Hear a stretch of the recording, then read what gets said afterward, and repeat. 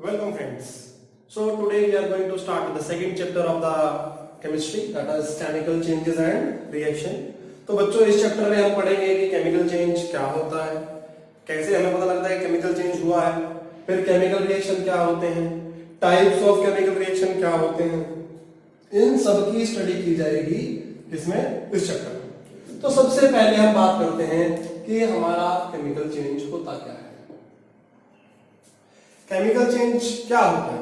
जब भी किसी के अंदर कोई कलर चेंज आ जाए, राइट, और क्या हो जाए, पीपीटी बन जाए, गैस का एवोल्यूशन हो जाए, ठीक है, तो उसको हम केमिकल चेंज कहते हैं। मास का गेन भी हो सकता है, मास का लॉस भी हो सकता है, राइट। सो केमिकल चेंज कैसे हैं? These are permanent irreversible changes,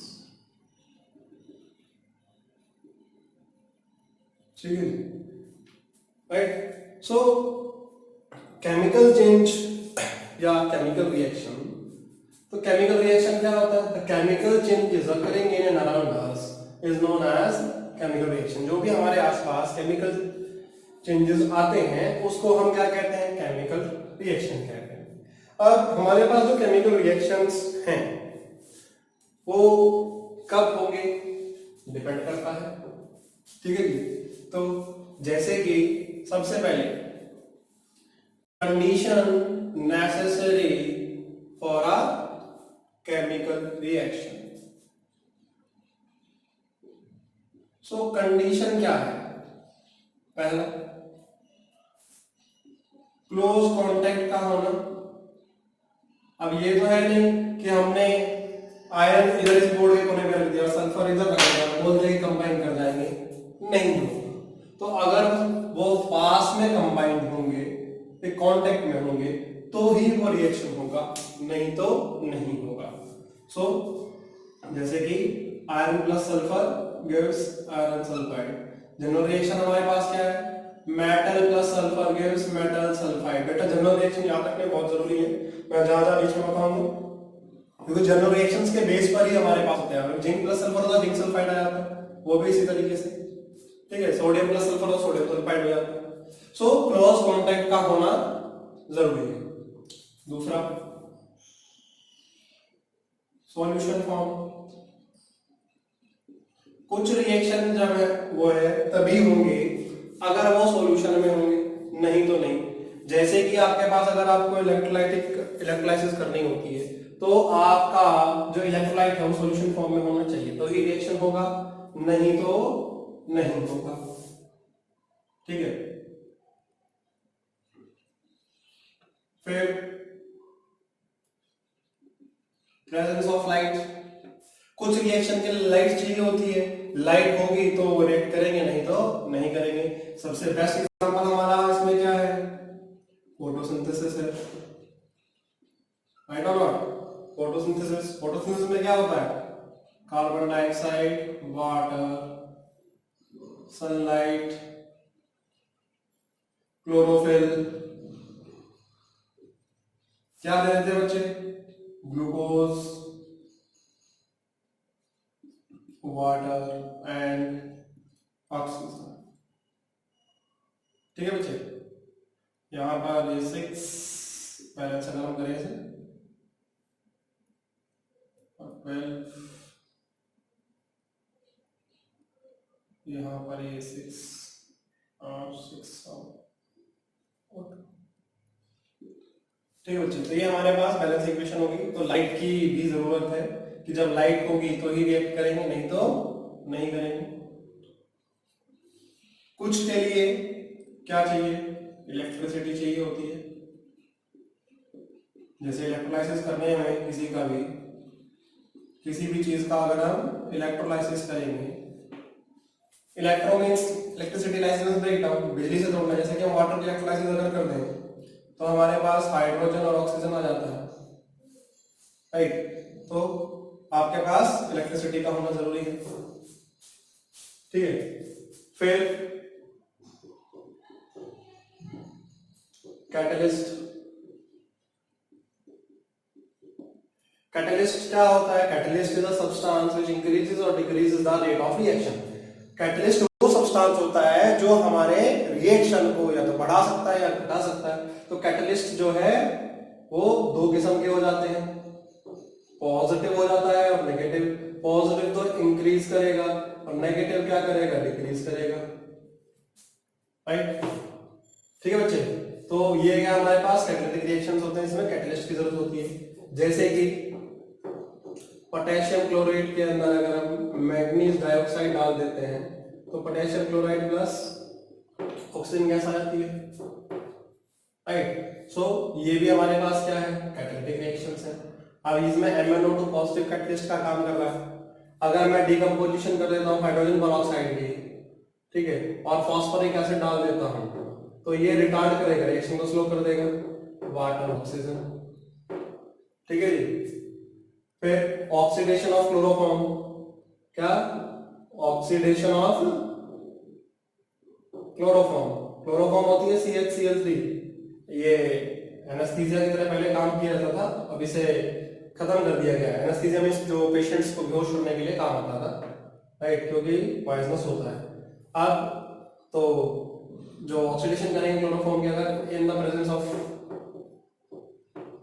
alcohol, तो वो भी क्या है? नेगेटिव कैटलिस्ट का एग्जांपल है, इसमें अल्कोहल नेगेटिव कैटलिस्ट करती है, ठीक है बच्चे। सो हमारे पास रिएक्शंस, फिर हमारे पास रिएक्शन कैसे हो सकते हैं? जिसमें हीट लगती है, कुछ को हीट चाहिए होती है, हीट या फिर टेम्परेचर, ठीक है, तो उसको रिएक्शन को हम कह सकते हैं एंडोथर्मिक होते हैं हमारे पास और एक्सोथर्मिक होते हैं, एंडो और एक्सोथर्मिक। तो जिसे हीट चाहिए इन एंडो मींस जिसे हीट चाहिए वो तो एंडोथर्मिक होगा और जो हीट देगा वो एक्सोथर्मिक होगा, ठीक है बच्चे। सो ये हमारे पास क्या कंडीशंस है अलग अलग रिएक्शंस के लिए कि हमें रिएक्शन कैसे करवाना है, राइट? तो ये हमारे पास हो गए कंडीशंस। इसके बाद ये हमारे पास केमिकल चेंज हुआ है या नहीं हुआ है, ये कैसे पता लगेगा? केमिकल चेंज हुआ है तो कुछ उसमें पैरामीटर्स हैं जिसको हम देख के बता सकते हैं कि हमारे पास केमिकल चेंज हुआ है, ठीक है जी। तो observations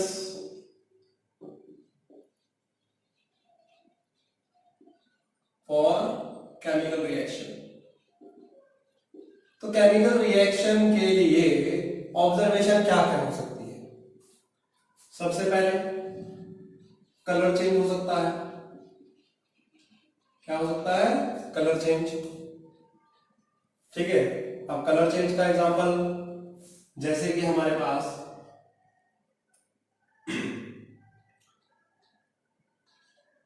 zinc plus ferrous sulphate कर देते हैं तो ये क्या दे देगा? जिंक सल्फेट प्लस आयरन दे देगा। यहां पर ये ग्रीन कलर का होता है फेरस सल्फेट, तो ग्रीन से वो कलरलेस हो जाएगा, ठीक है बच्चे। तो कलर चेंज हो सकता है। Formation of precipitate,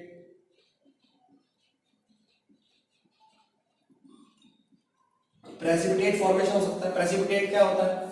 insoluble substance, insoluble substance, जो सब्सटेंस नीचे बैठ गया है वो घुलता नहीं है, डिसॉल्व नहीं करेगा सॉल्यूशन में, उसको हम क्या कहते हैं? प्रेसिपिटेट कहते हैं, ठीक है बच्चे। तो प्रेसिपिटेट का बनना हो सकता है।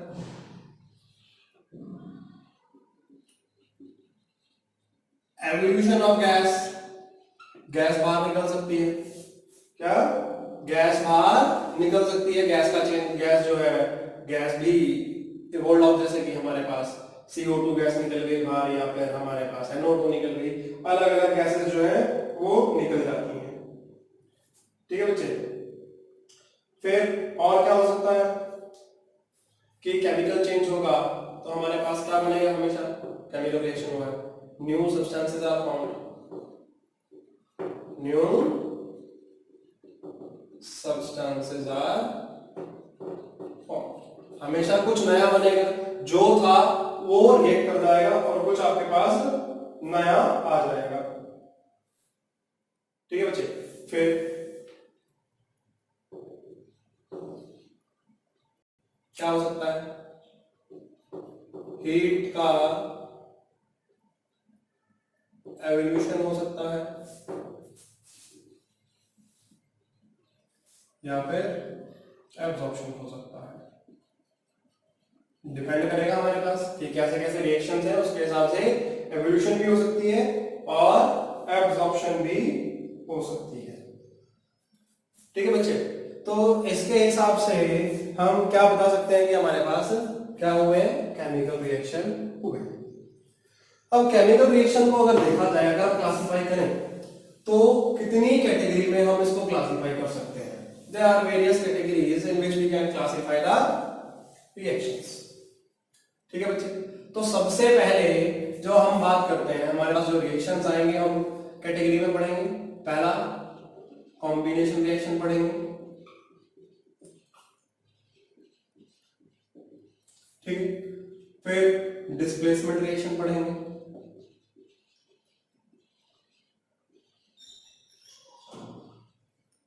फिर डिकम्पोजिशन रिएक्शन पढ़ेंगे,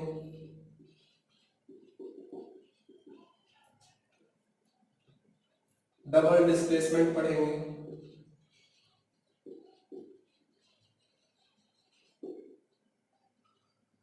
रेडॉक्स रिएक्शंस पढ़ेंगे,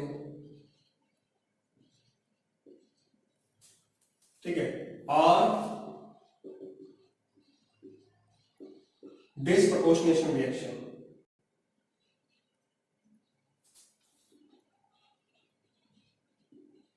डिस्प्रपोर्शनेशन रिएक्शन, ये रिएक्शंस हम जो है इन कैटेगरीज के अंदर हम सारे जो टाइप्स ऑफ रिएक्शंस होते हैं इनको स्टडी करेंगे।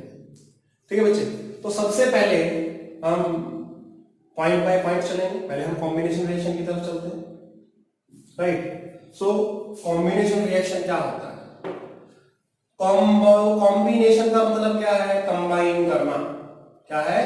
कॉम्बिनेशन मीन्स कंबाइन करना। The reaction in which two or more elements combine to form a single compound। ठीक है बच्चे, कॉम्बिनेशन रिएक्शन क्या है कि आपके पास दो या दो से ज्यादा एलिमेंट है, वो एक साथ जुड़ेंगे और एक कंपाउंड बना लेंगे। पेपर में क्वेश्चन पूछ लेते हैं, आपके पास रिएक्शन दे देंगे और रिएक्शन देने के बाद आपको पूछ लेंगे टाइप ऑफ रिएक्शन बताइए, कौन सा रिएक्शन है, राइट। बैलेंस कर कंप्लीट एंड बैलेंस के लिए भी दे देते हैं, बैलेंसिंग के लिए दे देते हैं और आइडेंटिफिकेशन के लिए देते हैं। तो ये समझना बहुत जरूरी है कि किसमें क्या होगा। तो कॉम्बिनेशन रिएक्शन क्या होगा? जिसमें दो एलिमेंट कंबाइन करेंगे या दो से ज्यादा होंगे और वो एक प्रोडक्ट बनाएगा, उसको हम क्या कहते हैं? कॉम्बिनेशन रिएक्शन कहते हैं। ठीक है बच्चे, अब कॉम्बिनेशन रिएक्शन में सबसे पहला जनरल रिएक्शन लिखते हैं, जैसे metal plus oxygen gives metal oxide. ठीक है बच्चे, मेटल प्लस ऑक्सीजन क्या दे रहा है? मेटल ऑक्साइड देगा। कोई भी मेटल कंबाइन कर रहा है ऑक्सीजन के साथ तो वो मेटल ऑक्साइड दे देगा। जैसे कि देखिए, सोडियम को ऑक्सीजन के साथ करेंगे तो सोडियम ऑक्साइड आएगा। मैग्नीशियम को ऑक्सीजन के साथ करेंगे तो मैग्नीशियम ऑक्साइड। जो चार्ज टेबल में आपको पढ़ाया था उसी के हिसाब से बेटा ये सब फॉर्मूले लिखने हैं। ठीक है, किसी भी मेटल को जब ऑक्सीजन के साथ कंबाइन करेंगे तो वो मेटल ऑक्साइड देगा। ठीक है बच्चे, इज इट ओके? फिर दूसरा, नॉन मेटल प्लस ऑक्सीजन क्या दे देगा? नॉन मेटल ऑक्साइड देगा। अच्छा, यहाँ पे याद रखना मेटल ऑक्साइड कैसी होती है? जनरली बेसिक होती है, बट हमारे पास एम्फोटेरिक भी होती है और कुछ एसिडिक भी होती है, but normally it is basic in nature. Non metal oxides are acidic in nature with few exception where we have neutral oxides as well. कुछ न्यूट्रल भी होती हैं, ठीक है बच्चे। अब जैसे नॉन मेटल की बात कर ले, C+O2 gives CO2 अगर सफिशिएंट सप्लाई, ज्यादा मात्रा में, अगर सप्लाई कम कर दी जाए तो कार्बन मोनोऑक्साइड बन जाएगी। क्या बन जाएगी? Carbon monoxide. ठीक है बच्चे। फिर metal oxide plus water gives metal hydroxide। Metal oxide O oxide के लिए, OH हाइड्रोक्साइड के लिए बेटा symbol. So metal oxide react with water to form metal hydroxide. जैसे कि मैग्नीशियम ऑक्साइड के अंदर अगर पानी को डाला जाए तो वो क्या देगा? It will give magnesium hydroxide. ठीक है बच्चे। सो metal oxide plus water gives metal hydroxide. ठीक है बच्चे, इज इट ओके? ऐसे ही तो ये बेस की प्रिपरेशन में भी काम आता है। देखिए ये बेस, ये आपके पास मेटल ऑक्साइड के अंदर पानी डाला तो मेटल हाइड्रोक्साइड बन गया। मेटल हाइड्रोक्साइड क्या होती है? बेस होती है।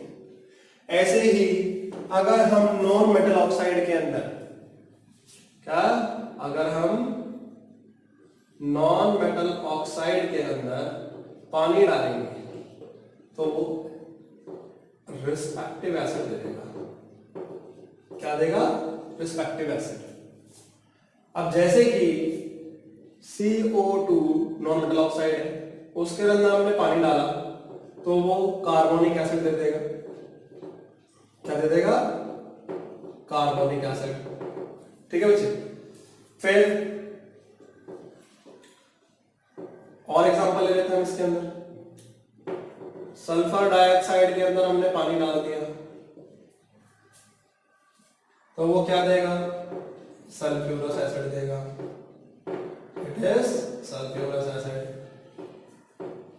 ठीक है बच्चे। SO3 के अंदर अगर डाल देंगे तो वो सल्फ्यूरिक दे देगा, H2SO4।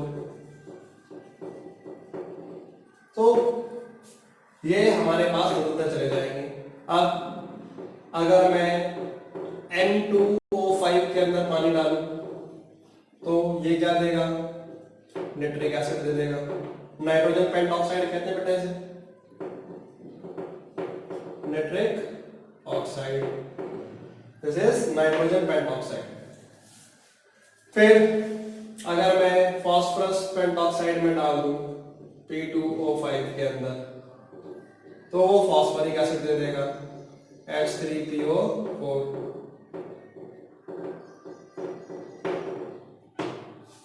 फास्फोरिक एसिड देगा।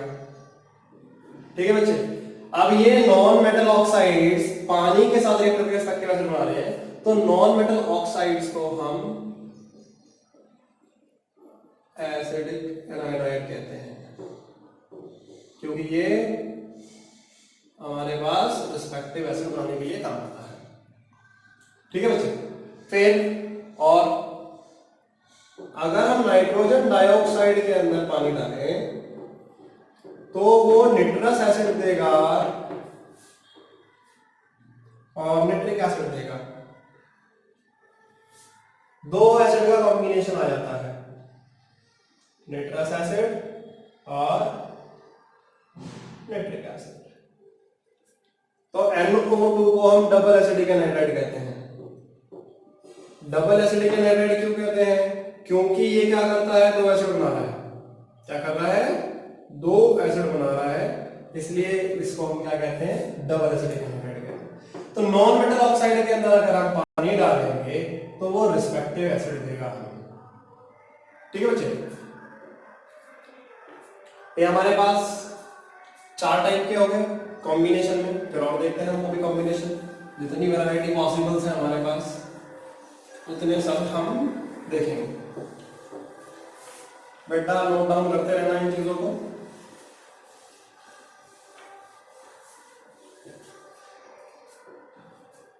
फिर इसके बाद हमारे पास क्या जैसे कि हमारे पास metal oxide plus carbon dioxide, अगर मेटल ऑक्साइड और कार्बन डाइऑक्साइड को हम मिक्स करेंगे तो वो मेटल कार्बोनेट देगा। CO3 कार्बोनेट के लिए metal oxide combined with carbon dioxide to form metal carbonate. दोनों रिएक्शन है बेटा, M से मेटल है, CO3 कार्बोनेट का सिंबल होता है। ठीक है, अब ये जो रिएक्शन है ये कहां से कहां तक पॉसिबल है, फिजिबल कहां से, कैल्शियम से कॉपर तक के लिए। कहां से कहां, calcium to copper in the activity series. अब मान के चलो मेरे पास कैल्शियम ऑक्साइड है और कार्बन डाइऑक्साइड है, तो वो क्या बना लेगा, कैल्शियम कार्बोनेट बना लेगा। ठीक है बच्चे, इट विल फॉर्म CaCO3। ठीक है, सो मेटल ऑक्साइड और कार्बन डाइऑक्साइड के अगर हम एक साथ मिक्स करेंगे तो वो मेटल कार्बोनेट बनाएगा। ठीक है,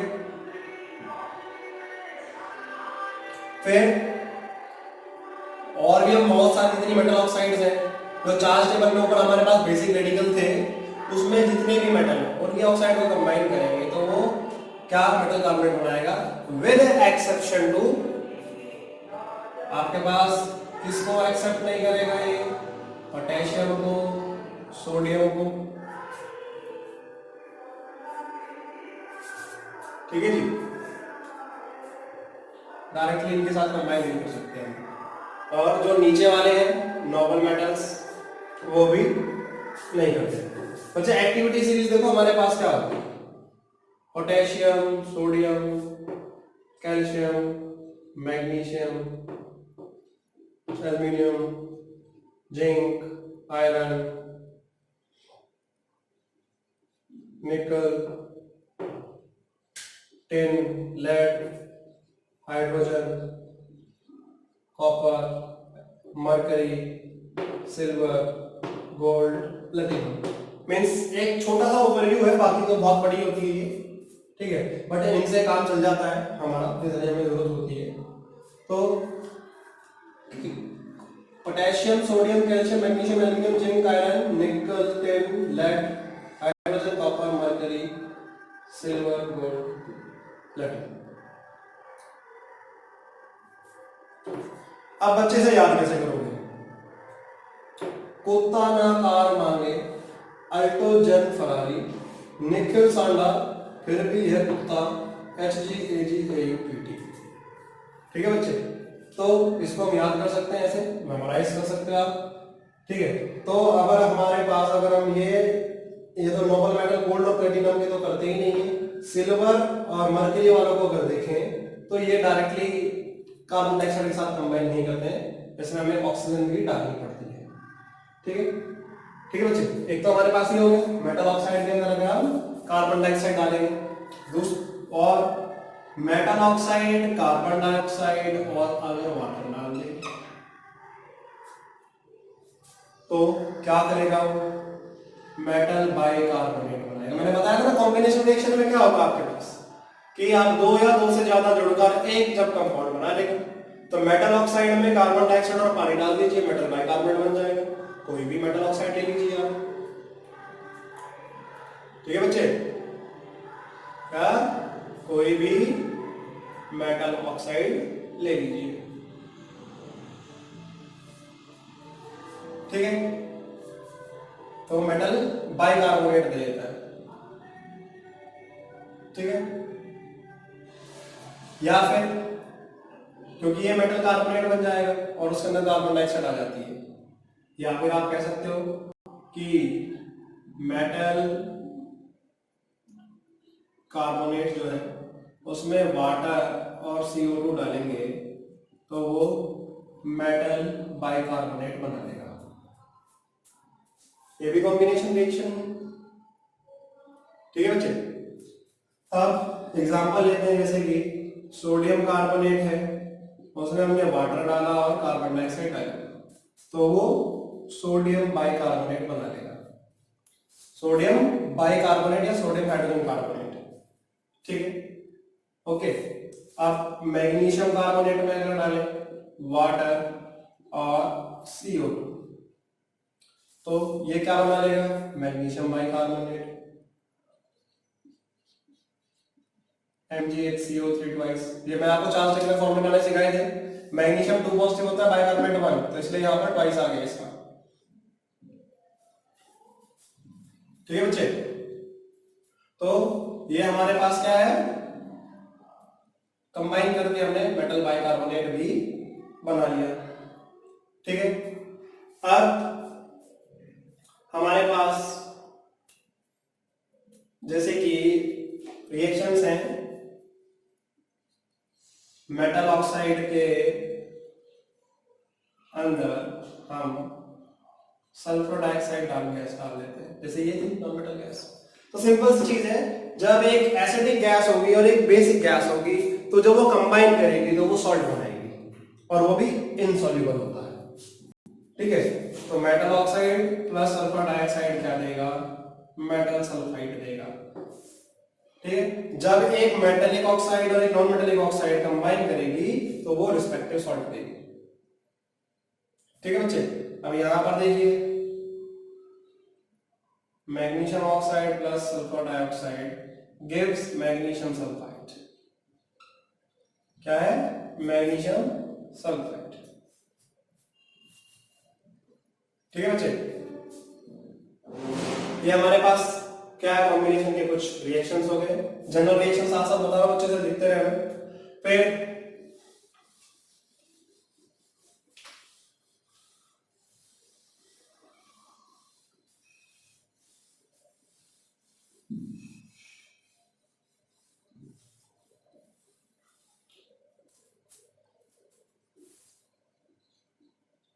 जो हमारे पास मेटल कार्बोनेट, ठीक है, अभी हमने देखा था मेटल कार्बोनेट वाटर और CO2 को अगर हम मिक्स करते हैं तो मेटल बाइकार्बोनेट बन जाता है। क्या बन जाता है, मेटल बाइकार्बोनेट।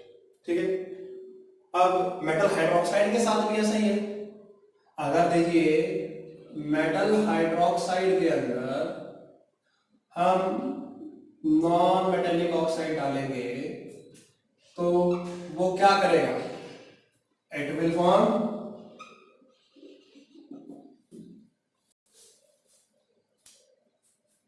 salt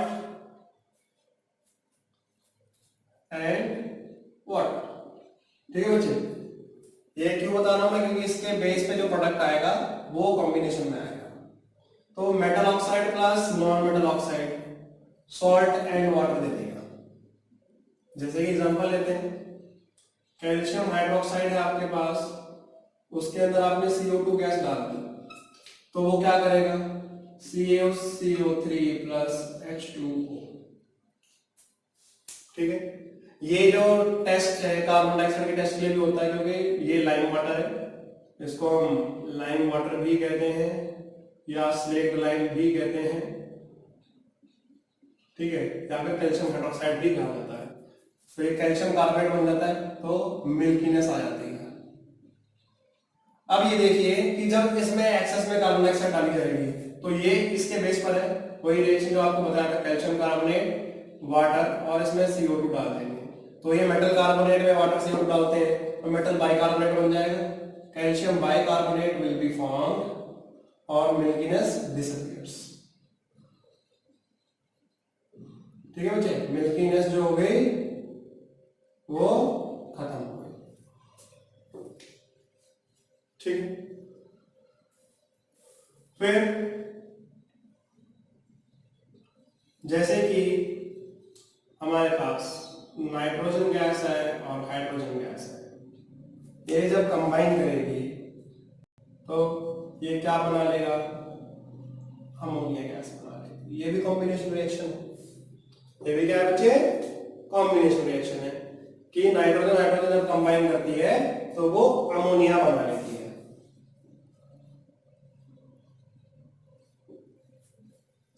ठीक है बच्चे। So these are the various types of combination reaction. अब कॉम्बिनेशन रिएक्शन के बाद हमारे पास क्या है बच्चे, डिस्प्लेसमेंट रिएक्शन। क्या है, डिस्प्लेसमेंट रिएक्शन। अब डिस्प्लेसमेंट रिएक्शन में क्या होगा, जो आपके पास मोर रिएक्टिव मेटल है वो लेस रिएक्टिव मेटल को अपनी जगह से डिस्प्लेस कर देगा। ठीक है बच्चे, क्या, डिस्प्लेसमेंट रिएक्शन। डिस्प्लेसमेंट रिएक्शन क्या होता है, the reaction in which more active metal displaces the less active metal। जो मोर एक्टिव मेटल है वो लेस एक्टिव मेटल की जगह ले लेगा। सिंपल सी बात समझ लो कि जो ताकतवर है वो कमजोर को क्या करेगा, साइड मार देगा। ताकतवर आया, उसने क्या किया, कमजोर को धक्का मारा और उसको बाहर कर दिया। ठीक है, तो डिस्प्लेसमेंट रिएक्शन जो होते हैं ये, इसमें क्या होता है, ज्यादा एक्टिव मेटल होता है वो लेस एक्टिव मेटल की जगह ले लेता है। ठीक है, सबसे पहले इसमें हम एग्जांपल लेते हैं, metal plus dilute acid give salt and hydrogen gas आएगी। ठीक है बच्चे, तो ये हमारे पास डिस्प्लेसमेंट रिएक्शन है। And point to be noted, only those metal which are above hydrogen in the activity series। जो एक्टिविटी सीरीज में हाइड्रोजन से ऊपर होंगे वो ही क्या कर सकते हैं, एसिड में से हाइड्रोजन को निकाल सकते हैं। Only those metal which are above hydrogen in the activity series can displace hydrogen from the acid। ठीक है बच्चे, अब देखो, जैसे कि मैं सोडियम को HCl के साथ करता हूं। अब ये देखिए एक्टिविटी सीरीज में सोडियम यहाँ है, ऊपर पावरफुल है, और हाइड्रोजन का है नीचे है। अब जो ताकत हो रहा है वो क्या करेगा, हाइड्रोजन को बाहर निकाल लेगा। तो हाइड्रोजन गैस तो हमारी बाहर निकल गई,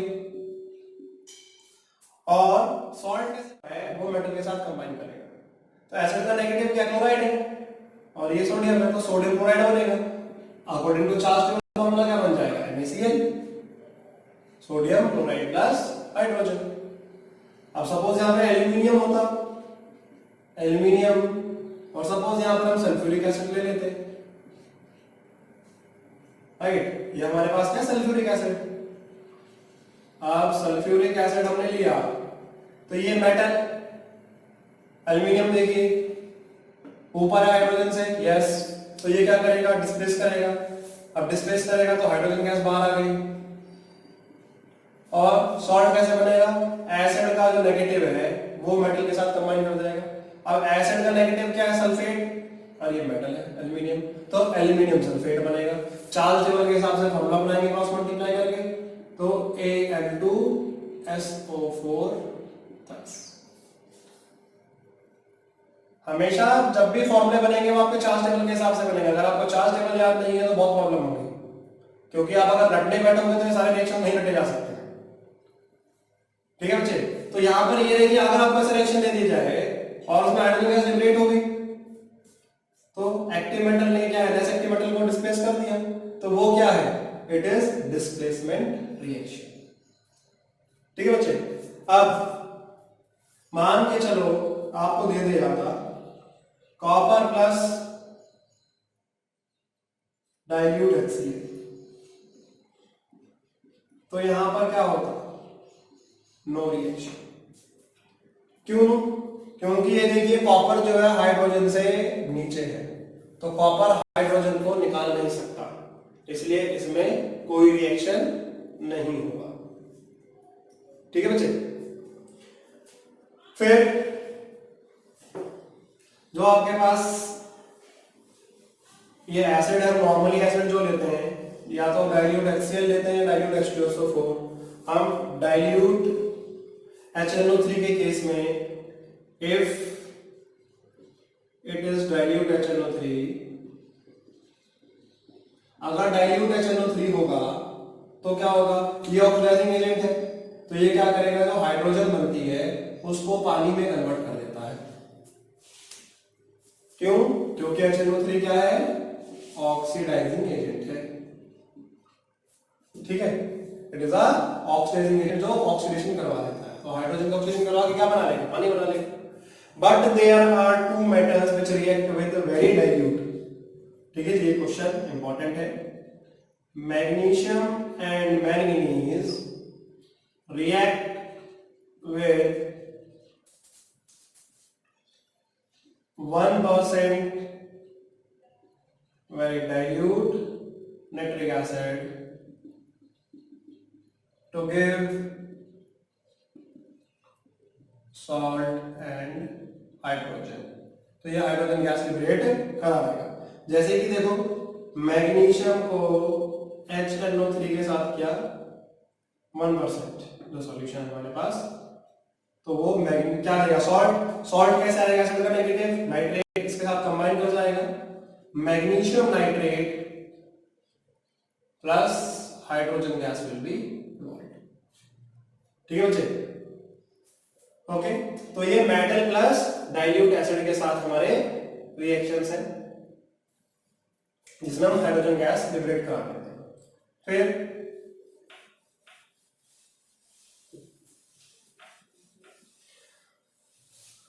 दूसरा आपके पास क्या आ जाएगा कि वैसे नॉर्मली हमारा मेटल जो है बेस के साथ नहीं रिएक्ट करता है, बट कुछ मेटल जो है बेस के साथ रिएक्ट कर जाते हैं। Metal react with alkali to give salt and hydrogen gas. कुछ मेटल रिएक्ट कर जाते हैं जैसे कि जिंक है, लेड है, एल्यूमिनियम है, टिन है, राइट। इस तरह से कुछ एलिमेंट्स हैं जो अल्कली के साथ रिएक्ट करते हैं और सॉल्ट और हाइड्रोजन बनाते हैं, राइट। बेरिलियम भी कर जाता है और भी बहुत।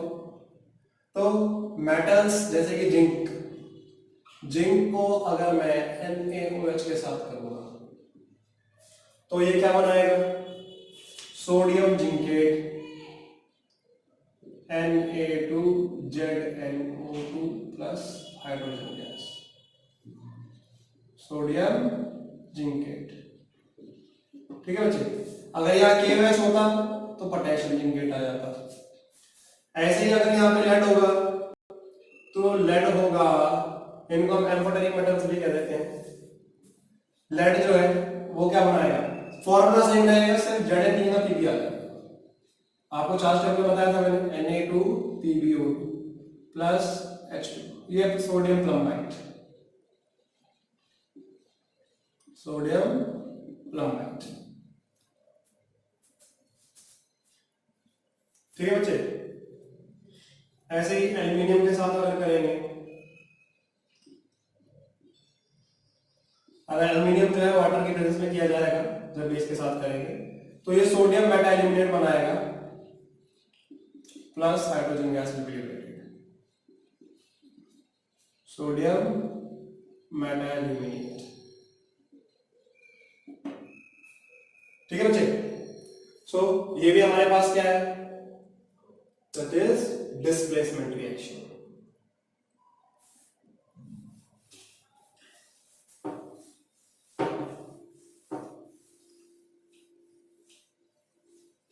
ठीक है बच्चे, फिर और देखिए, उसके बाद हमारे पास आता है metal plus water gives metal hydroxide plus hydrogen gas. ठीक है, क्या, metal plus water gives metal hydroxide and hydrogen gas. अब ये अलग अलग वैरायटी से यहाँ वेट करेगा। यहां पर पोटेशियम और सोडियम ये कोल्ड वाटर के साथ रिएक्ट कर जाते हैं वायलेंटली, ये किसके साथ करेंगे? कोल्ड वाटर के साथ वॉयलेंटली रिएक्ट करते हैं। कैल्शियम भी कोल्ड के साथ करता है बट वॉयलेंटली नहीं करता है। मैग्नीशियम जो है वो हॉट वाटर के साथ करता है और स्टीम के साथ करता है। इसके नीचे ये इससे करते हैं, स्टीम से करते हैं, और इसके नीचे आ जाते हैं वो गोल्ड प्लैटिनम वगैरह करते ही नहीं है, स्टीम से भी नहीं करते। अब ध्यान से देखिए, जैसे मैं पोटेशियम के साथ लिखूंगा तो पोटेशियम की हाइड्रोक्साइड बन जाएगी और चार्ज टेबल के हिसाब से प्लस हाइड्रोजन गैस हमारी बाहर आ जाएगी। ठीक है बच्चे। सोडियम के साथ भी ऐसा ही होगा, यहाँ पर सिर्फ Na आ जाएगा। कैल्शियम के साथ अगर करेंगे तो कैल्शियम की हाइड्रोक्साइड आएगी प्लस हाइड्रोजन गैस आएगी। मैग्नीशियम के साथ करेंगे, मैग्नीशियम को अगर हम हॉट वाटर के साथ कर रहे हैं तो मैग्नीशियम की हाइड्रोक्साइड और hydrogen. But if magnesium react with steam, अगर उसको हम स्टीम के साथ करेंगे तो वो मेटल ऑक्साइड बनाएगा प्लस हाइड्रोजन गैस देगा। और इसके बाद जितने भी यहां जब आप स्टीम से करेंगे तो सारे के सारे मेटल ऑक्साइड बनाएंगे। क्या बनाएंगे? Metal oxide. जैसे आयरन के साथ अगर करते हैं, आयरन रिएक्ट विद स्टीम तो वो क्या देता है? Tetraferric oxide Fe3O4 plus hydrogen gas has been liberated. ठीक है बच्चे। सो ये भी हमारे पास क्या है? एक किस्म का डिस्प्लेसमेंट रिएक्शन है। क्या है? डिस्प्लेसमेंट। ठीक है बच्चे। फिर कुछ क्वेश्चंस आ जाते हैं प्रैक्टिकल बेस्ड क्वेश्चन, जैसे कि आपको बोल दिया कि जो आपके पास आयरन है, आयरन को हमने कॉपर सल्फेट के साथ रिएक्ट किया। ठीक है। अब ये देखिए, आयरन जो है एक्टिविटी सीरीज में ऊपर है और कॉपर का है नीचे। तो मोर एक्टिव मेटल क्या करेगा? लेस एक्टिव मेटल को लात मारेगा और भगा देगा। तो क्या बन जाएगा? ये भाग गया बाहर, कॉपर बाहर आ गया। और ये क्या करेगा? इसके साथ कंबाइन कर देगा, नेगेटिव से सॉल्ट बना लेगा, तो फेरस सल्फेट बन जाएगा। ठीक है बच्चे। ऑब्जर्वेशन क्या आएगी? कॉपर सल्फेट जो होता है हमारे पास ब्लू कलर का होता है और फेरस सल्फेट जो आता है वो ग्रीन कलर का होता है। ठीक है। तो ब्लू से ग्रीन हो गया। क्वेश्चन ये पूछ लेते हैं, क्या हम कॉपर सल्फेट को आयरन के बर्तन में स्टोर कर सकते हैं? No, we can not store. क्यों नहीं कर सकते? क्योंकि रिएक्ट कर जाएगा। ठीक है। तो हम फेरस सल्फेट बन जाएगा, जिसकी वजह से हम कॉपर सल्फेट को आयरन के वेसल में स्टोर नहीं कर सकते, because iron is more reactive than copper. ठीक है बच्चे। फिर जिंक को फेरस सल्फेट में डाल दिया, फेरस सल्फेट ग्रीन होता है, ये क्या बना लेगा? Zinc sulphate plus iron. तो आपसे पूछ सकते हैं भाई, क्या हम फेरस सल्फेट को जिंक के अंदर स्टोर कर सकते हैं? नो। अगर रिएक्शन हो रहा है, अगर मोर एक्टिव मेटल है तो रिएक्शन होगा तो हम उसे स्टोर नहीं कर सकते। बट अगर आपको दे दिया जाए, रिवर्स करके देते हैं इस रिएक्शन को, कि आपको बोल दिया आपके पास जिंक सल्फेट है और आपने आयरन के साथ रिएक्ट किया। अब आयरन देखिए क्या है? Iron is less reactive than zinc, तो कोई रिएक्शन नहीं होगा। अब कोई रिएक्शन नहीं होगा तो क्या होगा? हम आयरन को, जो जिंक सल्फेट है, उसको आयरन के बर्तन में स्टोर कर सकते हैं। पूछ लेते हैं, क्या जिंक सल्फेट को हम आयरन वेसल में स्टोर कर सकते हैं? Yes. Why? Because it will not react with it. ठीक है बच्चे। सो ऑब्जर्वेशंस आर बीइंग फॉर्म्ड जब आपके पास डिस्प्लेसमेंट रिएक्शंस होते हैं। ठीक है बच्चे। तो यहां पर हमने क्या किया? ऑब्जर्वेशन देखी कि हमारे पास डिस्प्लेसमेंट किस हिसाब से हो रहा है। फिर एक बहुत इंपॉर्टेंट रिएक्शन है जिसको थर्मेट रिएक्शन के नाम से जाना जाता है, थर्मेट रिएक्शन। राइट। ये क्या करता है? ये जो हमारे रेल ट्रैक्स होते हैं उसमें कहीं क्रैक आ जाता है उसको जोड़ने के काम आता है, थर्मेट वेल्डिंग भी कहते हैं उसे। तो इसमें हमारे पास क्या होगा कि हमारे पास जो है आयरन की ऑक्साइड होती है, राइट, और उसको हम किसके साथ करते हैं ट्रीट, फेरिक ऑक्साइड होती है हमारे पास, उसको हम किसके साथ करते हैं, एल्यूमिनियम के साथ करते हैं। अब ये देखिए कि एल्यूमिनियम जो है वो ज्यादा रिएक्टिव है आयरन से, तो क्या करेगा, डिस्प्लेस करेगा, तो क्या बन जाएगी, एल्यूमिनियम की ऑक्साइड बन जाएगी, प्लस आयरन बाहर आ जाएगा। अब ये जो आयरन पिघल के आता है, ये जो क्रैक्स होते हैं उसको जोड़ने के काम आता है, राइट। तो मेटल ऑक्साइड्स को भी, कोई भी मेटल ऑक्साइड है, अगर हम उसको उसके एक्टिव मेटल के साथ रिएक्ट करेंगे, ठीक है, metal oxide react with active metal, तो क्या होगा, मेटल बाहर आएगा प्लस एक्टिव मेटल भी ऑक्साइड बन जाएगी, active metal oxide is formed. ठीक है बच्चे, सो ये हमारे पास किसमें है, डिस्प्लेसमेंट रिएक्शन में। ओके बच्चे, फिर इसके बाद हमारे पास जो आता है that is double displacement reaction.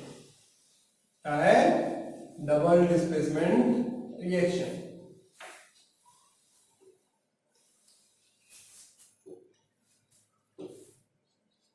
अब डबल डिस्प्लेसमेंट रिएक्शन है, तो डबल डिस्प्लेसमेंट रिएक्शन में क्या होगा, इसके अंदर एक्सचेंज ऑफ आयंस होंगे, ठीक है, the reaction in which exchange of ions takes place, exchange of ions takes place, उसको हम क्या कहते हैं, डबल डिस्प्लेसमेंट रिएक्शन कहते हैं। और इसमें हमेशा क्या बनता है, पीपीटी का फॉर्मेशन होगा। पीपीटी मींस प्रेसिपिटेट, और प्रेसिपिटेट को डाउन एरो से दिखाएंगे, इसलिए हम इसको प्रेसिपिटेशन रिएक्शन भी कह देते हैं। ठीक है, अब जैसे कि हम क्या करते हैं, सिल्वर नाइट्रेट है हमारे पास, क्या है, सिल्वर नाइट्रेट, वो उसको हमने HCl के साथ रिएक्ट किया। अब बेटा समझ में कैसे आएगा डबल डिस्प्लेसमेंट है, कि इनके नेगेटिव जो है वो अदला बदली कर जाएंगे, ये वाला तो इधर आ जाएगा और ये वाला इधर आ जाएगा। अकॉर्डिंग टू, ये नहीं कि सीधा ऐसे लिख दिया, अकॉर्डिंग टू चार्ज टेबल फॉर्मूले के हिसाब से लिखे जाएंगे। अब जैसे सिल्वर की 1 होती है बाय डिफॉल्ट, और ये क्या है, क्लोरीन, तो सिल्वर क्लोराइड बनेगी AgCl प्लस HNO3, और AgCl का व्हाइट पीपीटी आ जाता है। कैसा आ जाता है, व्हाइट पीपीटी आ जाता है। ठीक है बच्चे, तो silver nitrate plus HCl gives AgCl plus HNO3। Barium chloride के अंदर हम सोडियम सल्फेट डालते हैं चार्ज टेबल के हिसाब से। अब क्या होगा, इसका नेगेटिव इधर आएगा, इसका नेगेटिव इधर आएगा, एक्सचेंज ऑफ आयन, तो क्या बन जाएगा, बेरियम का sulphate BaSO4, right, plus sodium chloride NaCl charge table के हिसाब से। और बेरियम सल्फेट का क्या आता है, व्हाइट पीपीटी आता है। ऐसे ही अगर हमारे पास बेरियम क्लोराइड को हम सोडियम सल्फाइड के साथ करते हैं Na2SO3, तो भी हमारे पास बेरियम सल्फाइड का पीपीटी आ जाता प्लस सोडियम क्लोराइड बन जाता। दोनों का पीपीटी व्हाइट होता है, तो फर्क कैसे चलेगा, सल्फेट का है या सल्फाइड का है। सल्फाइड वाला तो एसिड सॉल्यूबल होगा, एसिड में घुल जाएगा, और ये एसिड इनसॉल्युबल है, ये नहीं घुलेगा। ठीक है बच्चे, तो हमारे पास कुछ चीजों की पीपीटी बन जाती है, प्रेसिपिटेट बनता है। अब जिनका प्रेसिपिटेट बन जाता है उनके लिए हमेशा हम डबल डिस्प्लेसमेंट रिएक्शन का इस्तेमाल करते हैं। ठीक है बच्चे। अब प्रेसिपिटेट जो है वो किस किसका बनता है, किस सॉल्ट का बनता है, ये याद होना बहुत जरूरी है। ठीक है जी। अगर हम देखें तो हमारे पास, अगर हम मेटल क्लोराइड की बात करें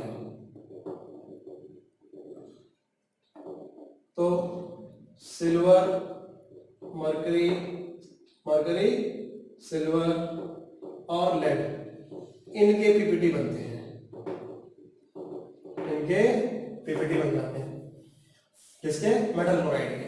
बट लेड क्लोराइड का क्या है, अगर हॉट पे डालेंगे तो वो सोल्यूबल हो जाएगा, कोल्ड में इनसोल्यूबल होगा, हॉट में सोल्यूबल हो जाएगा, हॉट में पीपीटी नहीं बनेगा। ठीक है बच्चे। फिर मेटल सल्फेट देखें, ये याद रखना बच्चे बहुत जरूरी है, क्योंकि इसके हिसाब से आप फिर अपने आप बना सकते हैं किसी भी डबल डिस्प्लेसमेंट रिएक्शन। याद रखने की जरूरत नहीं है, बहुत सिंपल तरीका है। अगर आपको ये चीज याद है किस किस की क्या इनसॉल्युबल है, तो अभी बताएंगे मैं कैसे करना है वो बताऊंगा। तो मेटल सल्फेट हमारे पास किस किस के, कैल्शियम के, बेरियम के और लेड के, ये इनसॉल्युबल है, राइट। तो इनका सल्फेट आएगा तो इनके पीपीटी आएंगे, तीन सबके पीपीटी कैसे है, व्हाइट कलर के हैं, कैसे हैं, व्हाइट कलर के हैं। ठीक है बच्चे। मेटल सल्फेट कौन से, कैल्शियम, बेरियम और लेड के। फिर हमारे पास जो metal sulphide, metal sulphide, sulphide, metal sulphide, metal carbonates, phosphates, सारे के सारे इनसॉल्युबल होते हैं except sodium, potassium and ammonium. इनके सॉल्ट्स, सोडियम, पोटेशियम, अमोनियम के sulphide, sulphide, carbonates, phosphate insoluble नहीं होते हैं। बाकी जितने भी मेटल हैं उनकी सल्फाइड, सल्फाइड, कार्बोनेट और फॉस्फेट इनसॉल्युबल होते हैं। ठीक है बच्चे। ओके। तो मेटल नाइट्रेट हर किसी के ही सॉल्युबल होते हैं। तो आपके पास क्लोराइड हो गई, सल्फेट्स हो गए, सल्फाइड्स हो गए। ठीक है, ये क्या होते हैं, इनसॉल्युबल होते हैं।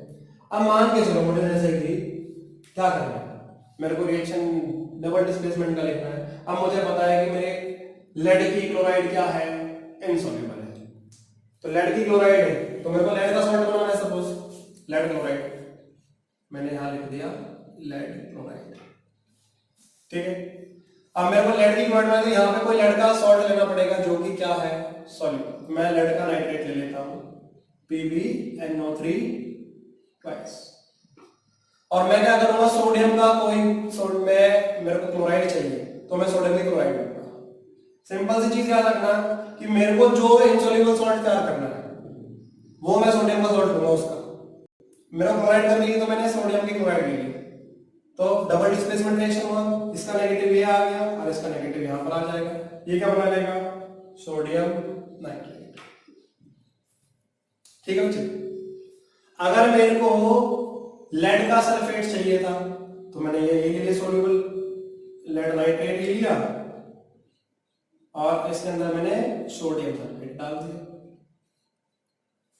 तो अब क्या होगा, लेड सल्फेट बन जाएगा प्लस सोडियम नाइट्रेट आ जाएगा, ये व्हाइट पीपीटी आ जाएगी।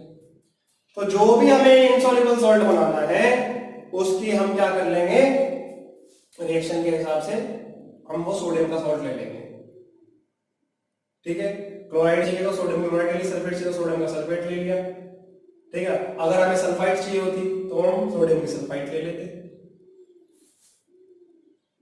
सपोज मेरे को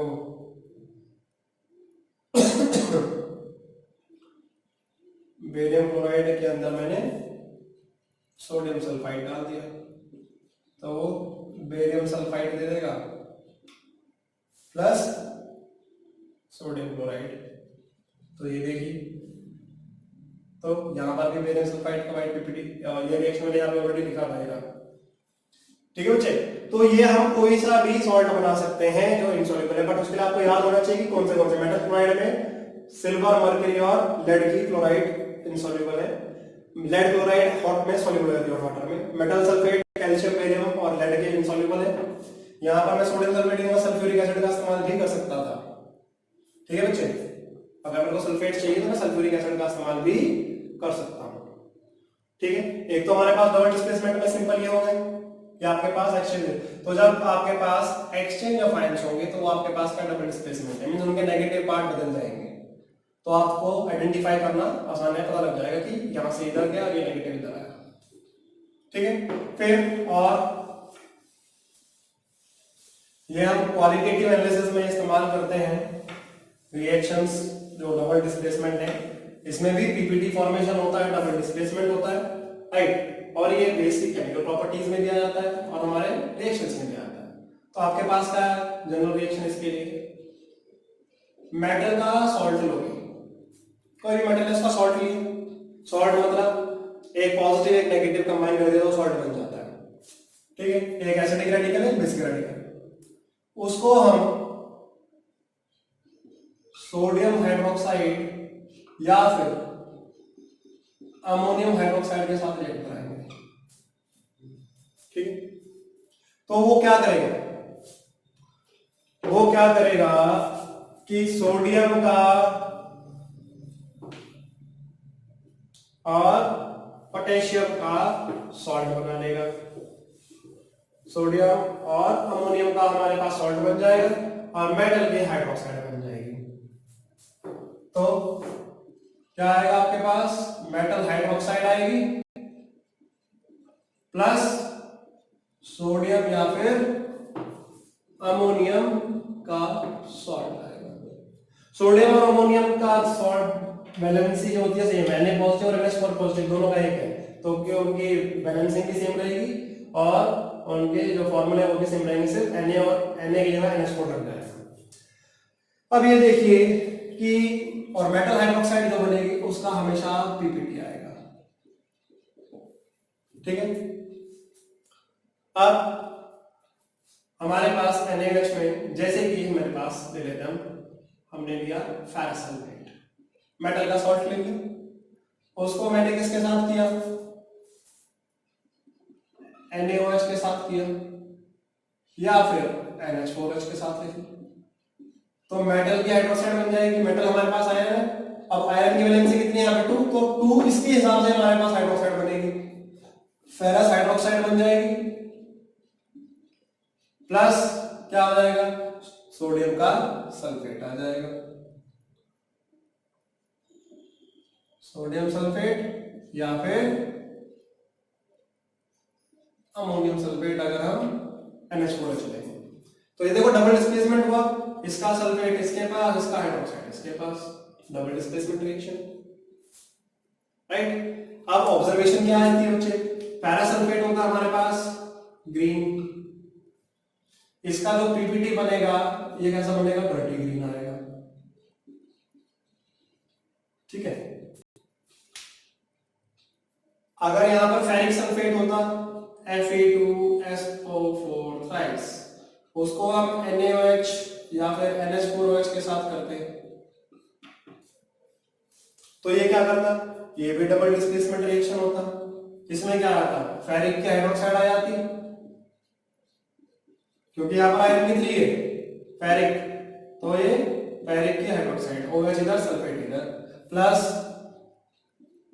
सोडियम सल्फेट या फिर अमोनियम सल्फेट आ जाएगा और इसका पीपीटी बन जाएगा। ठीक है बच्चे, ये होता है हमारे पास फेरिक का सॉल्ट, येलो कलर का होता है, ये कैसा आ जाएगा, रेडिश ब्राउन आ जाएगा। अमोनिया हो, अमोनियम हाइड्रोक्साइड है, sodium hydroxide, it will remain the same. ठीक है बच्चे, तो इस हिसाब से हम कलर ले सकते हैं। ठीक है, आयरन का ग्रीन से डर्टी ग्रीन हो जाता है, इसका येलो से रेडिश ब्राउन हो जाता है। अब सपोज हमारे पास कॉपर सल्फेट होता, ब्लू, उसके अंदर मैं NaOH डालता या फिर NH4OH डालता, तो क्या कॉपर की हाइड्रोक्साइड बन जाती CuOH twice plus sodium sulphate बन जाता या फिर अमोनियम सल्फेट बन जाता। ठीक है, कॉपर हाइड्रोक्साइड का क्या बन जाता, PPT आ जाता। अब ये देखिए कॉपर सल्फेट कैसा है, ब्लू कलर का, जब इसका PPT बनेगा तो ये कैसा हो जाएगा, पेल ब्लू। ठीक है, कैसा हो जाएगा, पेल ब्लू। अब बेटा कुछ चीज याद रखना जो बता रहा हूं कि अगर मैं एक्सेस में डालूंगा और मींस ज्यादा अमाउंट में रिएक्टेंट डाल देता हूं अमोनियम हाइड्रोक्साइड या कार्बन डाइऑक्साइड, तो वो सॉल्युबल हो जाता है, पीपीटी जो है वो गायब हो जाएगा। तो कौन सा एक्सेस में सॉल्युबल होगा, सोडियम हाइड्रोक्साइड में हमारे पास कौन सा होगा, जिंक और लेड के सॉल्ट एक्सेस में सॉल्युबल होंगे, सॉल्युबल इन एक्सेस, ज्यादा मात्रा में डालेंगे तो ये सॉल्युबल हो जाएंगे। और अमोनियम हाइड्रोक्साइड में हमारे पास कौन से होंगे, कॉपर के और जिंक के, एक्सेस में सॉल्युबल होंगे। ठीक है, इज इट ओके। अब मान के चलो यहां जिंक होता तो Cu और जिंक की वैलेंसी बराबर होती है, ZnSO4 आ गया, ये NaOH आ गया, सेम टू सेम। सिर्फ आपको क्या करना है, Zn की जगह पर क्या करना है, Cu लगाना है, ZnOH ट्वाइस, और यहां पर हमारे पास सोडियम सल्फेट या फिर अमोनियम सल्फेट बन जाएगा। ठीक है बच्चे, यहां पर ये व्हाइट और यहां पे आता है जिलेटिनस व्हाइट।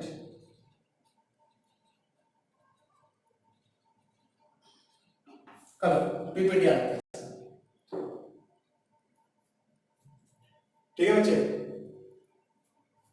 फिर अगर लेड का होता, पहले मैं जनरल रिएक्शन लिख रहा हूं इनके सिंपल, फिर एक्सेस वाले इनके साथ लिख के दिखाऊंगा यहीं पर। अब मान के चलो हमारे पास क्या होता, लेड का होता, ये कलर नोट डाउन करते हैं ना बच्चे, मेरे पास होता लेड सल्फेट, मैंने लिया NaOH या फिर NH4OH, तो क्या बना लेगा, लेड की हाइड्रोक्साइड आ जाएगी और इस लेड के हाइड्रोक्साइड का पीपीटी आएगा, सोडियम सल्फेट बन जाएगा और अमोनियम सल्फेट बन जाएगा। ठीक है बच्चे, अब लेड सल्फेट जो एलिनवाइट होता है, अभी बताया था मैंने आपको, यहां पर ये कैसा हो जाएगा, चौकी वाइट, पीपीटी हो गया। तो ये देखो मैंने आपको बताया कि अब एक्सेस में सॉल्युबल है लेड और जिंक में NaOH, तो अगर मैं एक्सेस में डालता हूं तो एक्सेस में आया तो मेरे पास ये पीपीटी है, PbOH ट्वाइस, इसके अंदर मैंने क्या डाल दिया, NaOH डाल दिया। हम ये एक्सेस की बात कर रहे हैं NaOH में, राइट। तो ये क्या बना लेगा, अभी मैंने थोड़ी देर पहले आपको रिएक्शन दिखाया था कि मेटल जो होते हैं, कुछ मेटल बेस के साथ रिएक्ट हो जाते हैं, उसमें लेड और जिंक होते हैं, तो NaOH के साथ करेंगे क्या बना लेगा, जिंकाइट और प्लम्बाइट। तो लेड क्या बनाएगा, प्लम्बाइट बनाएगा, Na2PbO2 प्लस वाटर। वहां पे खाली मेटल था तो हाइड्रोजन आ रही थी, अब मेटल की ऑक्साइड हो जाएगा, हाइड्रोक्साइड को अगर NaOH के साथ करते हैं उन मेटल्स के जो बताए थे, तो वो आपको सॉल्ट और वाटर देंगे और ये क्या हो जाएगा, फिर कलरलेस हो जाएगा। ठीक है, NaOH में ही बात करते हैं हम किसकी, जिंक की। अब हमारे पास जिंक की हाइड्रोक्साइड बन गई, ये इसको हमने NaOH में डाल दिया तो क्या बना लेगा, सोडियम जिंकाइड, Pb की जगह Z आ जाएगा सिर्फ, प्लस H2O, ये भी क्या हो जाएगा, कलरलेस हो जाएगा एक्सेस में, क्योंकि सॉल्युबल हो जाता है। ठीक है बच्चे, ये तो हमारे पास क्या था, लेड और जिंक, किसके अंदर, NaOH के अंदर। अच्छा, कॉपर और जिंक के साथ साथ यहां पर एक सिल्वर का भी आ जाता है NH4OH में। अब NH4OH के अंदर देख लेते हैं कि NH4OH के अंदर हमारे एक्सेस में सॉल्युबल कैसे होगा। तो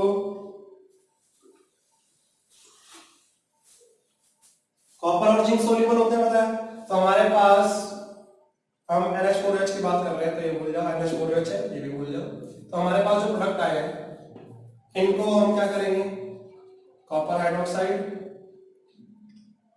plus ammonium sulphate plus ammonium hydroxide, जो हमारे पास ये था, एक्सेस में डालेंगे क्योंकि, तो ये कॉम्प्लेक्स सॉल्ट बनाएगा एक टेट्रामीन कॉपर सल्फेट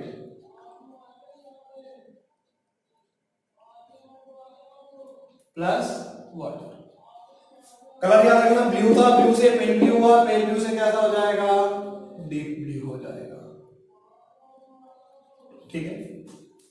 और अगर यहाँ पे जिंक होता तो सिर्फ फॉर्मूले भी सेम रहेंगे, CuP यहाँ ZnSO4, यहाँ पे ZnOH ट्वाइस, यहाँ पर ZnOH ट्वाइस, यहाँ पर Zn। कलर का फर्क आ जाएगा, यहाँ पर ब्लू, उसमें जिंक का कैसा होता है व्हाइट, जिलेटिनस व्हाइट, और यहाँ पर हो जाएगा कलरलेस, ठीक है बच्चे। तो ये हमारे पास क्या है, डबल डिस्प्लेसमेंट रिएक्शंस के टाइप, ठीक है बच्चे, नोट डाउन कर लो इसे। तो बच्चों यहाँ पे हमारे ये डबल डिस्प्लेसमेंट रिएक्शन पूरे हो गए। और बच्चे एक चीज और याद रखना कि आपको कोई कॉम्बिनेशन के लिए अगर कोई याद ना आ रहा हो तो कॉम्बिनेशन के लिए आप और क्या कर सकते हो याद, कि कॉम्बिनेशन में हाइड्रोजन का रिएक्शन अगर आप करवाएंगे, या तो आप मेटल के साथ करवा रहे हैं या नॉन मेटल के साथ करवा रहे हैं, तो भी वो हमेशा कॉम्बिनेशन होगा। मेटल हाइड्रोजन के साथ रिएक्ट करके मेटल हाइड्राइड बना लेती है, क्या बना लेती है, मेटल हाइड्राइड, ठीक है बच्चे। तो उससे भी हो सकता है, ठीक है। जैसे कि आप ले लें सोडियम प्लस हाइड्रोजन अगर हम करेंगे तो सोडियम हाइड्राइड बन जाएगी, ठीक है। तो और कौन से मेटल रिएक्ट कर जाते हैं इसमें, अल्कली और अल्कलाइन अर्थ मेटल्स, ठीक है जी। फिर नॉन मेटल के साथ, अब नॉन मेटल कौन सा, जैसे कार्बन के साथ भी रिएक्ट कर जाएगा, कार्बन के साथ अगर हाइड्रोजन रिएक्ट करेगी तो मीथेन बना लेगा, ठीक है। नाइट्रोजन के साथ हाइड्रोजन रिएक्ट करेगी तो अमोनिया बना लेगा, राइट। फिर किस किस से रिएक्ट कर जाएगी, अब मान के चलो ऑक्सीजन के, हाइड्रोजन ऑक्सीजन के साथ रिएक्ट करेगी तो पानी बना लेगा, राइट। तो नॉन मेटल्स के साथ रिएक्ट कर जाता है, ठीक है। अब नॉन मेटल आपके हैलोजेंस हो सकते हैं, ग्रुप 16 के एलिमेंट हो सकते हैं, ऑक्सीजन, सल्फर, सेलेनियम, टेलुरियम, ठीक है। और हाइड्रोजन में हमारे पास फ्लोरीन, क्लोरीन, ब्रोमीन और आयोडीन, इनके साथ भी रिएक्ट कर सकता है। अब जैसे हम हाइड्रोजन के साथ देख लें, तो अगर हम हाइड्रोजन प्लस क्लोरीन करेंगे तो HCl बन जाएगा, ऐसे फ्लोरीन सी या फिर F2 आ जाए, ब्रोमीन के लिए Br2, आयोडीन के लिए I2, यहाँ पे Cl की जगह Br, F और I कुछ भी आ सकता है, ठीक है बच्चे। सो ये हमारे पास जो है double decomposition reaction, combination, displacement, ये हमने पढ़ ली। अब बच्चे अगले लेक्चर में हम बाकी जो बचे हैं उसको कंप्लीट करेंगे। Thank you for watching this.